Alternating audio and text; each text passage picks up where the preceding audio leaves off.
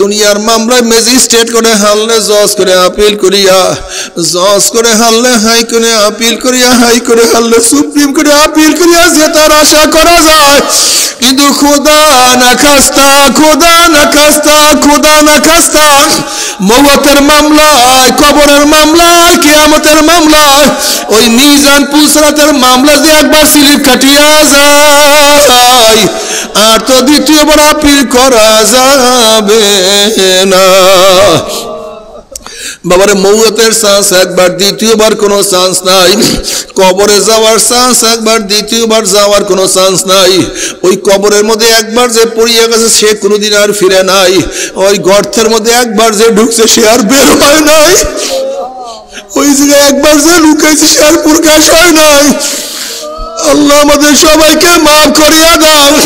ডাইনে আগুন, বামে আগুন, উপরে আগুন, নিচে আগুন, আল্লাহ আমাদের সবাইকে মাফ করিয়া দাও।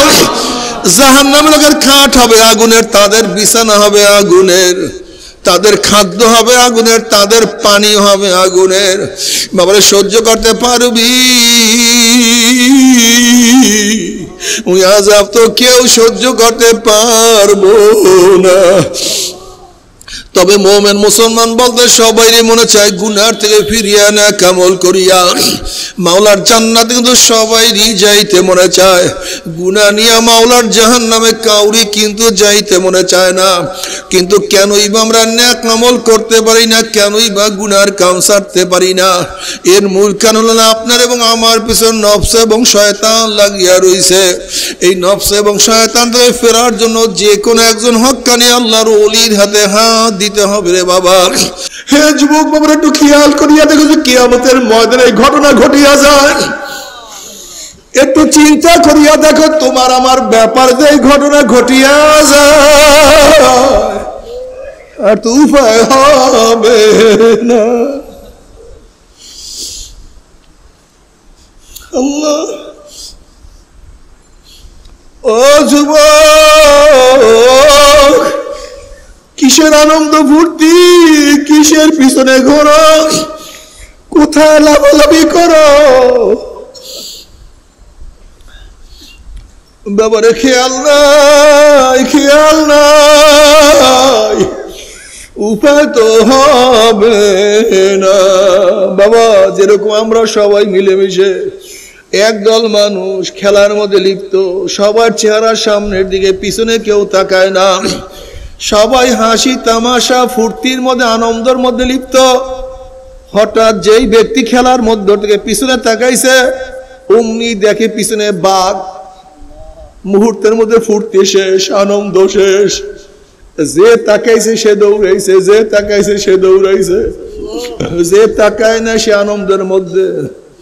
ঠিক আমাদের মধ্যে আমরা সব দুনিয়ার দিকে তাকানো, পিছনের দিকে তাকাই না। যে আজরাইল সে পিছনে দাঁড়ায় আছে, আজরাইল তোমার আমার পিছনে দাঁড়ানো অবস্থায় আছে, জানি না কি অবস্থা হয়। তুমি কি দেখো না যারাই পিছনে তাকাইছে তারা নামাজ ধরছে, যারাই পিছনে তাকাইছে তারা রোজা রাখা শুরু করছে, যারা পিছনে তাকাইছে তারা দাড়ি রাখা শুরু করছে, যারা পিছনের দিকে তাকাইছে তারা আমার মাওলাকে নিয়ে ব্যস্ত হয়ে গেছে। আমার মাওলা, আমি আমার মাওলা ছাড়া কিছু বুঝি না। আর যারা দুনিয়ার দিকে তাকানো অবস্থায় আছে তাদের কোনো টেনশন নাই, কোনো চিন্তা নাই। সারাদিন নামাজ পড়ে না, রোজা রাখে না, মদ পান করে, গাঁজা সেবন করে, বেপরদা অপকর্মের মধ্যে লিপ্ত, সুদ ঘুষের মধ্যে ব্যস্ত, সারাদিন দুনিয়া দুনিয়া দুনিয়া।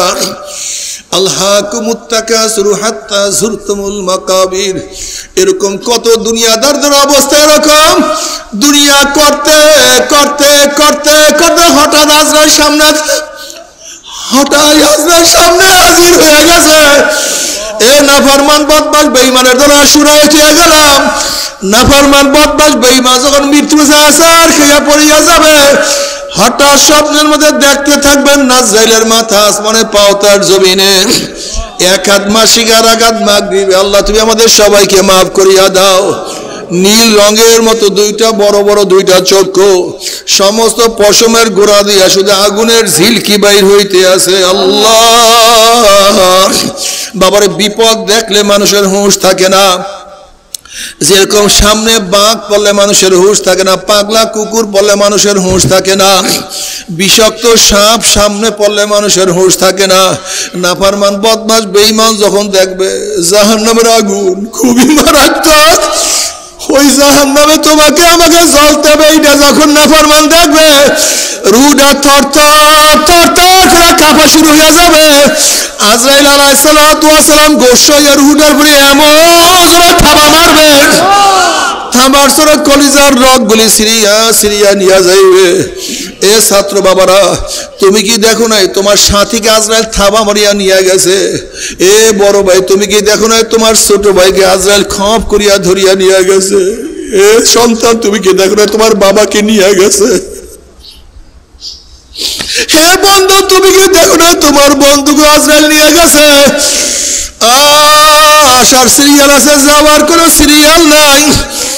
আম পাকার সময় আছে, কাঁঠাল পাকার সময় আছে, রেজাল্ট বের হওয়ার সময় আছে, মৃত্যুর কোনো সময় নাই। আল্লাহ বাবারে, আজকে পরীক্ষায় একবার ফেল করলে বারবার পরীক্ষা দিয়ে পাশ করার আশা করা যায়।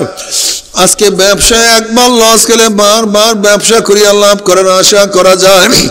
আজকে দুনিয়ার মামলায় ম্যাজিস্ট্রেট করে হারলে জজ করে আপিল করিয়া, জজ করে হারলে হাই করে আপিল করিয়া, হাই করে হারলে সুপ্রিম কোর্টে আপিল করিয়া জেতার আশা করা যায়।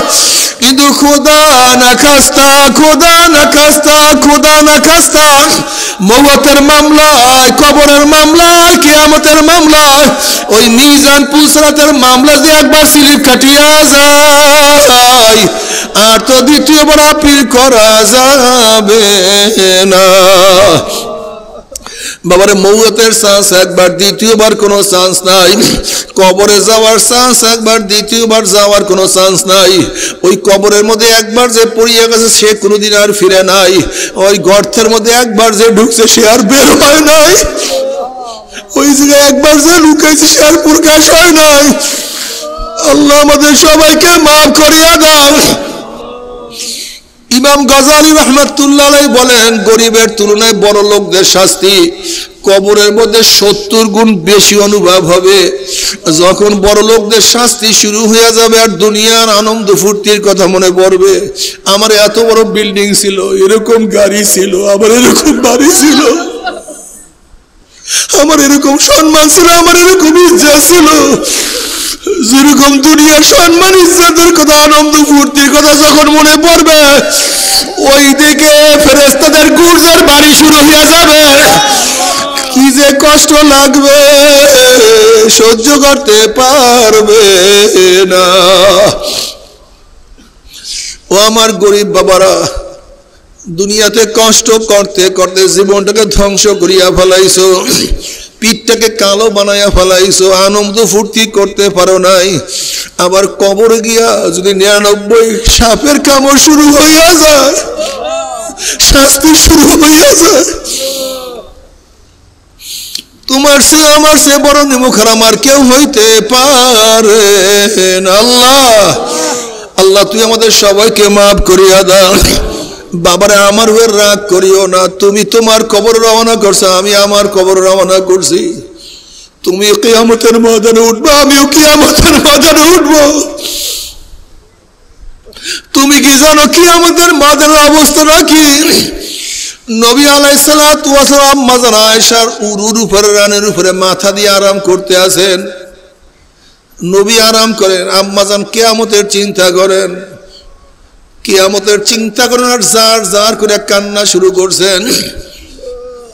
চোখের পানি নবী আলাইহিস সালাতু ওয়াস সালাম চেহারা মোবারকে পড়িয়া গেছে।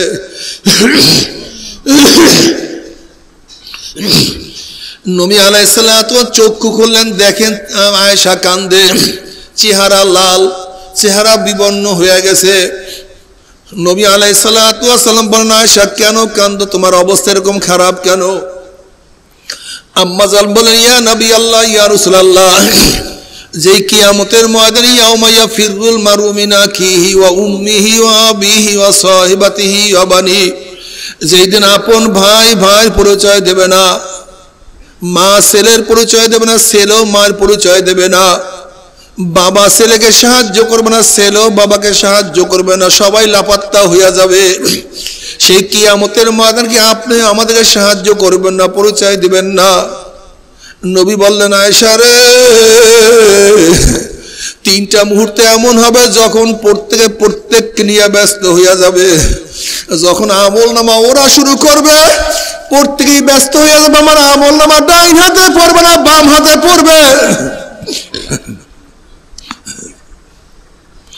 যখন মিজানের কাছে, পাল্লার কাছে যাবে, প্রত্যেকেই অস্থির হয়ে যাবে। আমার নেকের পাল্লা ওজন হবে না, গুনার পাল্লা ভারী হয়ে যাবে। যখন পুলসরাতের কিনারায় যাবে, প্রত্যেকে অস্থির হয়ে যাবে। এই পুলসরাত পারিতে পারবো কি পারবো না? আল্লাহ আল্লাহ। وَإِن مِّنكُمْ إِلَّا وَارِدُهَا كَانَ عَلَى رَبِّكَ حَتْمًا مَقْضِيًّا ثُمَّ نُنَجِّي الَّذِينَ اتَّقَوْا وَنَذَرُ الظَّالِمِينَ فِيهَا جِثِيًّا।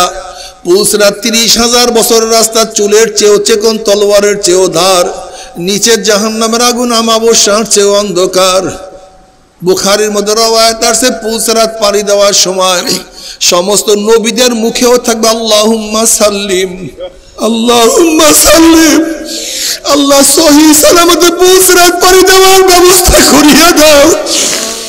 আল্লাহ পুলসরাত পাড়ি দেওয়ার তৌফিক দিয়ে দাও। বাবারা, কি যে কঠিন, কত যে মারাত্মক, হুঁশ নাই, খবর নাই, চিন্তা নাই। সারাদিন দুনিয়া দুনিয়া দুনিয়া করতে করতে জীবনটাকে ধ্বংস করিয়া ফেলাইছি। আল্লাহ না করুক, তওবা না করিয়া যদি কিয়ামতের ময়দানে উঠি রে বাবা, আল্লাহ না করুক, চল তোমরা যদি কোনো অবস্থাতে পুলসরাতের উপর থেকে পড়িয়া যাও, সোজাসুজি জাহান্নামের নিচে পড়িয়া যাবে। আল্লাহ তুমি মাফ করিয়া দাও। ওই জাহান্নাম কত গভীর, 70 বছর পর্যন্ত, 70 বছর পর্যন্ত, 70 বছর পর্যন্ত নাফরমান আগুনের নিচে যাইতেই থাকবে। ডাইনে আগুন, বামে আগুন, উপরে আগুন, নিচে আগুন। আল্লাহ আমাদের সবাইকে মাফ করিয়া দাও। জাহান্নামের লোকের খাট হবে আগুনের, তাদের বিছানা হবে আগুনের, তাদের খাদ্য হবে আগুনের, তাদের পানি হবে আগুনের। বাবারে, সহ্য করতে পারবি? ওই আযাব তো কেউ সহ্য করতে পারবো না। তবে মুমিন মুসলমান বলতে সবাইরই মনে চায় গুনার থেকে ফিরিয়া না কামল করিয়া মাওলার জান্নাতে, কিন্তু সবাইরই যাইতে মনে চায়। গুনাহ নিয়ে মাওলার জাহান্নামে কাউরি কিন্তু যাইতে মনে চায় না। কিন্তু কেনই বা আমরা নেক আমল করতে পারি না, কেনই বা গুনার কাম ছাড়তে পারি না? এর মূল কারণ হলো আপনার এবং আমার পিছনে নফস এবং শয়তান লাগিয়া রইছে। এই নফস এবং শয়তান থেকে ফেরার জন্য যে কোনো একজন হক্কানি আল্লাহর ওলির হাতে হাত দিতে হবে রে বাবা। খবরদার, বর্তমান জমানায় পীর মুরিদের নামে ভেজাল, ব্যবসা, দলাদলি, হিংসা, হাসাদে পরিণত হয়ে গেছে। সমস্ত আল্লাহর ওলির একমত যে এই পীরের 5 জন মুরিদের মধ্যে কম পক্ষে 3 জনকে দেখবেন আলহামদুলিল্লাহ সুন্নাত মাফিক আমল আকলাক মজবুত হইয়া যাইতে আছে। তার দ্বারা যেই জাহান্নামের আগুন জ্বলিয়া রইছে, চোখের পানি ওসারা কিন্তু জাহান্নামের আগুন নিবানো সম্ভব না। কাজে বাবা, আমার জন্য দোয়া চাই, আমিও দোয়া করি, সবাই সবার জন্য প্রাণ খুলিয়া দোয়া করো, যেন কিয়ামতের ময়দানে আমরা সবাই একত্রিত হইয়া গলাগলি বাঁধিয়া যেন মাওলার জান্নাতে যাওয়ার তৌফিক দিয়া দেয়।